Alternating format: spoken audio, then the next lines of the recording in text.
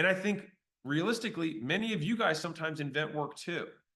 And so what I want to walk you through is a process that I stole ruthlessly from Elon Musk that I think you may benefit from. Is that okay? I'm going to walk you through this process of how to allocate time, attention, and resources. Cool? Is that all right? Okay. So there's 5 steps to this. The first step is you question the requirement. Why are we doing this? And so if you can't, so I had a different example. Like this happens all the time, especially those of you who have teams, because people come in, they start getting on a salary, get an hourly wage, and they just have no idea what their actual job is. They have no idea how what they do results in anything with the business growth. And so I had a podcast manager ages ago who was like, hey, I think you should make shorter podcasts. And I said, why? And he said, because shorter podcasts get higher listen through rates. And I said, yeah, why do I care? Would it so? So? And so within the question the requirements, there's 3 steps. One is, what does that mean? So when you color grade, or when you say you have to shorten this, what does that mean? How, like, what percentage? Is it like, what? Just define the term. Okay, great.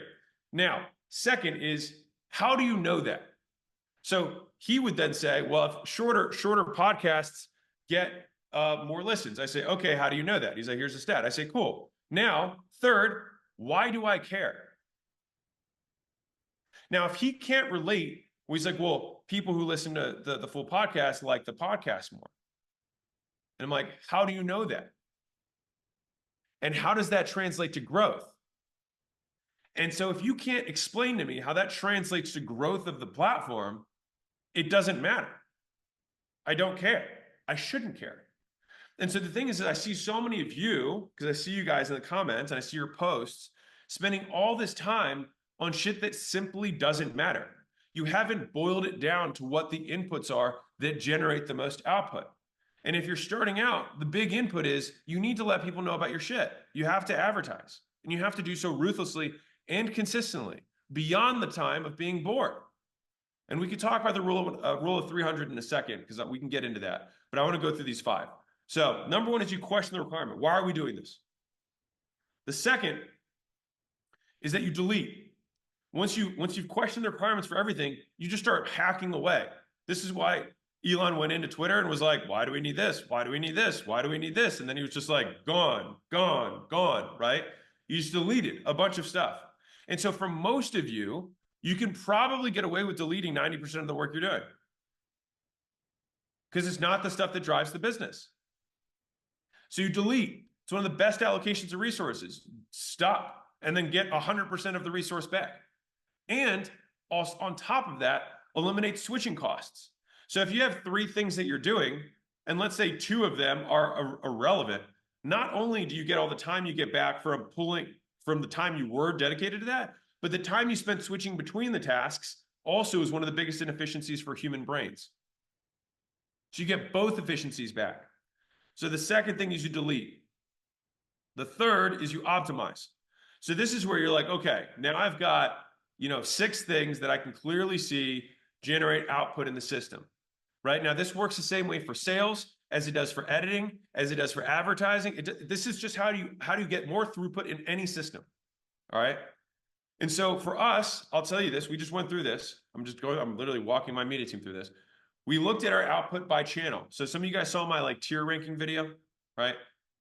So really interesting is that 87% of my traffic, 87, comes from 2 platforms, Instagram and YouTube. But I have evenly distributed editors across all platforms. I also don't even create Instagram first content. I don't even make it. It's just repurposed. But as of today, Instagram actually generates more traffic to acquisition.com than my YouTube does. I just found this out. And so by double, it's a lot more. And so where I find this to be very interesting is that, okay, we know that Instagram gets us more than TikTok does. And now we're going to delete some stuff, deleted color grading, deleted whatever, right? But now at a platform level, let's optimize. So it's like optimizing activities, but then optimizing where we're doing it. So if you have the rule of 300, which I'll get to in a second, if you have the rule of 300 that you could do, well, you could do it on TikTok, you could do it on Instagram, you could do it on YouTube, you could do it on wherever, right? But you want to do it on the place you get the highest returns. And so we're going to be optimizing, allocating our resources to where we get the highest returns. And so if we've got 20 guys, instead of saying 2, 2, 2, 2, 2 across the platforms, we might put 8 on Instagram and 8 on YouTube, and then 1 on each of the other 4. And I might even forget about TikTok. TikTok doesn't do shit for me. I've got 1 million people, or almost 1 million people there. It does nothing. I got 1 opt-in in 4 days from TikTok, just to give you guys context. And I have probably a pretty decent sized TikTok. It's ridiculous. It's absurd. It's mind melting. All right. Now let me juxtapose that with I got 187 off of Instagram. Same time period. 3 million, 1 million. That's what's crazy about this. That's what's crazy about this. 3 million, 1 million. We had more posts on TikTok than we did on Instagram. Is this interesting for you guys? Okay. So step 1 is why we question the requirements. Why are we doing this to begin with? Second, we delete all the shit that doesn't matter. Third, we optimize resources against the things that we get the most bang for the buck. And you have to be okay. You have to be okay saying, yeah, I know I was doing that. I'm just going to stop. You can't feel this like, well, I've already done sunk cost fallacy. If the rules change or you get new data, the only thing worse than getting new data that tells you what you're doing is wrong, only thing worse than not knowing is getting it and still doing nothing about it. So number 4 is accelerate timelines. So this matters a lot with a team, but I'll still explain it to you. So for my team, for example, they sometimes have a tendency to say, a manager might say, hey, when can you get this done by? Right. And then someone might say, I can do it by next Monday. So what I've been trying to drill and practice with my, managers and directors is question that. So you're going to get it done. Today's Monday. So you're going to get it done by next Monday. Okay, cool. How long does it take in hours? It'll probably take me 3 hours. Okay. It's 2:30 now. Why can't you get it done by 5:30 today? Why not? Just tell me why not. I want to understand. Well, if they're like, well, I've got these other things, then you get to say, none of these are more important than this. So I'll see you at 5:30, get this done. And at 5:30, I'll tell you what to do next. So this is number 4. Where was John? Accelerate. You accelerate the timelines. You pull up the timetable. And if you want to make things happen faster, by the way, big pro tip, there's 2 things that you can do.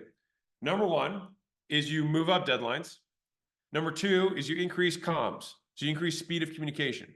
So if, for example, I meet weekly with somebody, I will guarantee you that if I meet with them daily, I will get more out of them. Period. Because what happens is people just default. They just default to how much time it's between the next. They're like, yeah, we see each other next Monday. I'll get it done by the same time next Monday. But it takes 3 hours. So it's like, cool. So it's 7 a.m. now, and I'll see you by noon. That's 5 hours. They have 2 hours to fuck around. And at noon, what do? I say, okay, this is the next thing. How long will that take you? 2 hours. Great. You have 3 hours to fuck around. I'll see you at 5. And guess what happened? In one day, we got 2 weeks worth of work done. And tomorrow, we start again. And so this is how, in real time, people can move 14 times faster than you. This is how it works, is you pull up the timelines. You keep pulling it forward and say, and the thing is if the person says, well, I've got this other stuff, it's up to you to say, 1, what's the priority of this list? Now, let's say they do have something that's more important, then fine. Then it's like, cool, don't worry about that. Do the first priority thing. But if there's other stuff, it's like, well, I have to do this. It's not as important to the business, but something's going to break if I don't do it. Then it's up to you to say, hey, let me clear the path. Like your job, if you're managing, I know some of you guys are starting out, but like giving you a little bit of glimpse into the future. And if you're managing yourself, you have to be able to say, and I'll tell you what, guys, when I wanted to fix one of our departments, I jumped in. I made a podcast about this, but I wanted to fix one of our departments. It's a different department. And it took me like 2 hours to dive into why everything was fucked. And this department basically did nothing for like weeks. And I was like, what the fuck is going on? I hopped on the meetings, like my head was going to explode because I was like, I don't understand what the fuck's going on here. And so I'm like, I don't understand what's going on. And I own the company. Like, You certainly have no idea what's going on, right? Like you don't even have a larger picture at stake here, right? And so I itemized the problems as 3 big problems. And I said, and guess what we're going to do? We're not going to talk about problem 2 and 3 until number 1 is done. I don't want to hear about anything that's not problem number 1. And guess what? We got problem number 1 fixed in 3 days. There's a big problem. Problem fixed in 3 days. And I was like, great. Now we will work on problem number 2. And I don't want to hear about problem 3 until problem number 2 is fixed. And we did that. And that took us 3 days. And then once problem number 2 was fixed, I said, great. Now we can do problem number 3. And so it's like, you just have to be able to say no to shit. It's just not important. And it might be important, but it's not as important. And like the number 1 job of the CEO and the entrepreneur fundamentally is prioritization. That is strategy, is prioritization of resources. And when you have so few, you actually have to be even more sparing than you are when you're advanced. And this is why I think so few people move out of the beginner stage. They just can't fucking do anything. They can't figure it out because they try to figure everything in. You just have to be like, I have to set up my fucking about page. If the about page isn't set up, I'm not going to get customers. Okay. Until my about page is set up, I am going to do nothing else. Once my about page is set up, then I'm going to spend all my time driving people to my fucking about page. Once people are driving to the about page, whatever the problem is, if it's a conversion thing, then I will keep driving people to the about page, and then I will flip the VSL and make a better version of the VSL. And then I will keep driving people to the about page. And over time, you will start to make money.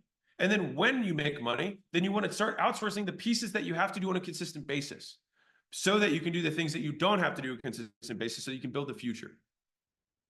So step 5 is automate, which I kind of jumped the gun there, right? Which is automate can either be somebody else does it for you, or you can actually automate the task if it's something that you can use robots to do, right? Software, AI, whatever the fuck, right?